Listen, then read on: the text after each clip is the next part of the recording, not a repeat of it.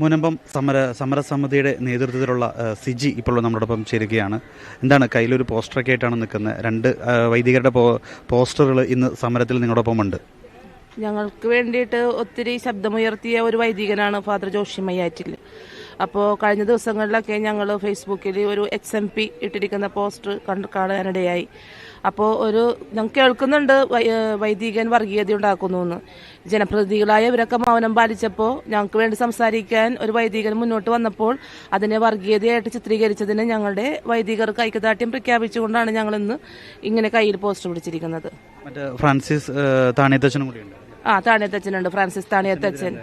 അച്ഛനെതിരെ പറഞ്ഞത് എന്താണ്, വർഗീയ ധ്രുവീകരണം നടത്താനായിട്ട് അല്ലെങ്കിൽ മറ്റുള്ളവരുടെ മനസ്സിൽ മതവികാരം മുറിപ്പെടുത്തി അങ്ങനെയൊക്കെ കുറെ പോസ്റ്റർ കേസ് എടുത്തിട്ടുണ്ടോ? അച്ഛന്റെ പേരിൽ കേസ് ഉണ്ടെന്ന് അറിഞ്ഞത്. ഈ ഒരു മുൻപം നിങ്ങൾക്ക് വേണ്ടി സംസാരിച്ചതിന് നിങ്ങൾക്കൊപ്പം വേണ്ടി നിന്നതിനാണ് കേസ് എടുത്തിരിക്കുന്നത്. അതെ, അച്ഛനാണ് ഞങ്ങൾക്ക് കേന്ദ്രമന്ത്രി സുരേഷ് ഗോപിയെ ഇവിടെ കൊണ്ടുവരാനായിട്ട് സഹായിച്ചത് അച്ഛനായിരുന്നു. അപ്പോൾ അതുകൊണ്ട് തന്നെ അച്ഛൻ ഇവിടെ വന്ന് സംസാരിച്ചതിനാണ് അവർ കേസ് എടുത്തിരിക്കുന്നതും. അപ്പോൾ ഇന്നിപ്പോൾ 41 ദിവസമായി.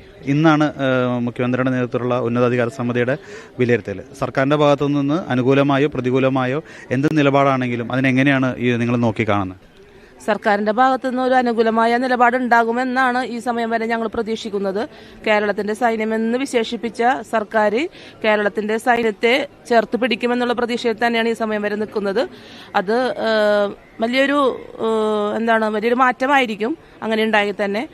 അതല്ല, ഇത് എതിരായാണ് സംഭവിക്കുന്നതെങ്കിൽ സമരത്തിന്റെ രൂപവും ഭാവമൊക്കെ മാറും. അതായത് ഇപ്പോൾ നിരാഹാര സമരം ഇതിൽ നിന്ന് ശക്തിയാക്കുമെന്നാണോ? അത് ഏത് തരത്തിലായിരിക്കും? അല്ല, നിരാഹാര സമരം തന്നെയായിരിക്കും നമ്മുടെ മുഖമുദ്ര. പക്ഷേ ബാക്കിയുള്ള കാര്യങ്ങൾ ഇന്നത്തെ തീരുമാനം വന്നതിന് ശേഷം പൊതുയോഗം വിളിച്ചുകൂട്ടി തീരുമാനിച്ചതിന് ശേഷമായിരിക്കും ബാക്കിയുള്ള കാര്യങ്ങൾ തീരുമാനിക്കുക. യഥാർത്ഥത്തിൽ സർക്കാർ വിചാരിച്ചാൽ നിങ്ങളുടെ സമരം, നിങ്ങളുടെ ആവശ്യങ്ങളൊക്കെ ഒന്ന് അവസാനിപ്പിക്കാൻ വളരെ ഈസി ആയിട്ട് സാധിക്കുന്ന ഒരു കാര്യമാണ്. വഖഫ് സർക്കാരിൻ്റെതാണ്, വഖഫ് മന്ത്രിയുണ്ട്, അതും സർക്കാരിൻ്റെ ഭാഗമാണ്. മുഖ്യമന്ത്രി ഒരാൾ വിചാരിച്ചാൽ അവസാനിപ്പിക്കാവുന്ന ഒരു കേസാണ്. അതിപ്പോൾ 41 ദിവസം നിങ്ങൾ നീണ്ടു. അതൊരു ഇലക്ഷനും കാര്യങ്ങളൊക്കെ ആയിരിക്കാം, സർക്കാരിന് അതിൻ്റെതായ പ്രതിസന്ധികളുണ്ടാവാം. അപ്പോൾ അതൊക്കെ ഓക്കെ. ഇപ്പോൾ ഇലക്ഷൻ എല്ലാം കഴിഞ്ഞു, പെരുമാറ്റച്ചട്ടം അവസാനിച്ചു. ഇനി നിങ്ങളുടെ ഒരു ദുഃഖം ദുരിതം കണ്ട് സർക്കാർ അതിന് ശാശ്വതമായൊരു പരിഹാരത്തിന് ആത്മാർത്ഥതയോടെ ഇടപെടേണ്ടതില്ലേ? ആത്മാർത്ഥമായിട്ട് സർക്കാർ ഇടപെടുമെന്ന് തന്നെയാണ് ഞങ്ങളുടെ വിശ്വാസം.